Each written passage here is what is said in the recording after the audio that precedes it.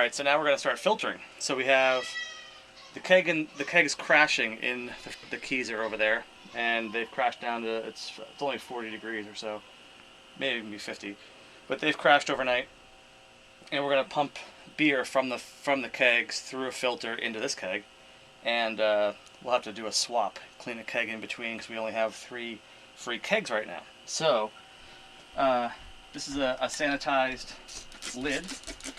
I'll sanitize it again. I've put some keg lube on there. Lube makes everything in life better, right? And spray a little more sanitizer on there one more time for good luck. And we'll seal this up. This has been thoroughly sanitized, shaken, all that good stuff. Good seal. All right. So then, in our bucket of Star San, here's my filter housing. And the main assembly. So what I'll do is now, I guess, open up. They say these things come sanitized, or come sealed and ready to go. So I will trust them on that. But there is also sanitizer in the lines, so this is going to get a blast of sanitizer as we first run it.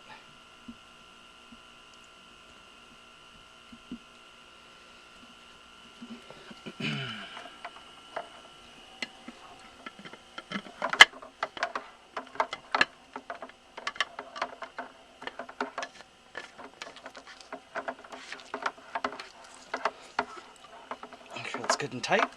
There's always a little bit of leakage in these things, so I never like to over tighten them.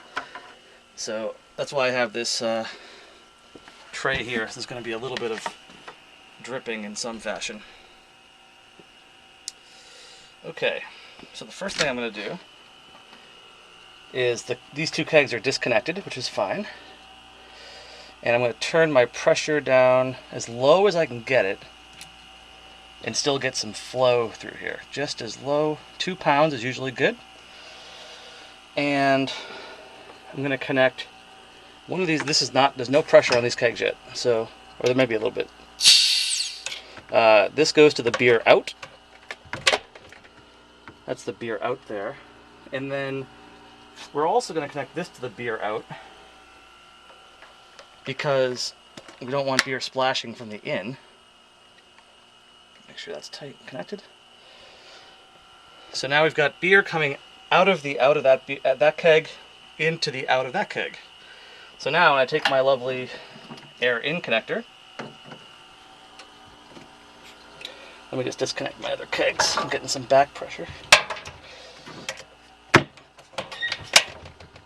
Beer is now flowing through the tubes. Slowly.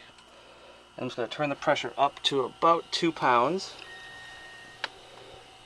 Because what you want to do is get a good amount of, enough pressure to flow the beer, but you don't want to force particles that should otherwise be caught by the filter.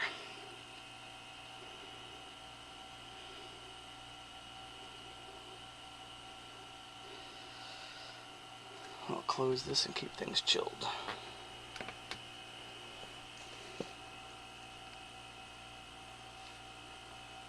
You can bleed out any air that might be in there. You'll see a little beer come out the top. That's fine.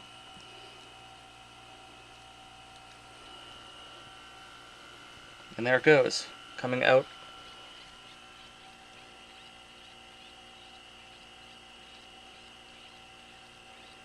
And I like to turn the pressure up a little bit so I don't get that air, just so I get a good flow.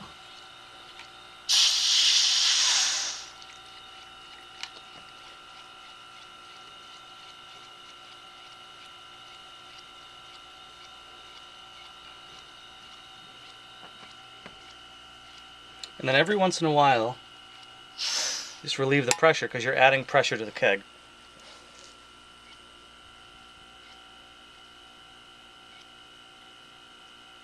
And you'll see it's smoothing out. We're getting less of the air bubbles in here. And it's just, you know, it takes time just to get all of the system purged of all the air that's in there. Some people like to also add CO2 to the keg first and bleed it off so there's a layer of CO2 in there, I didn't do it this time. Then every once in a while, purge the keg. So we'll come back when, this takes probably 15 minutes per keg because we're going nice and slow. And we'll come back when we are finishing it up.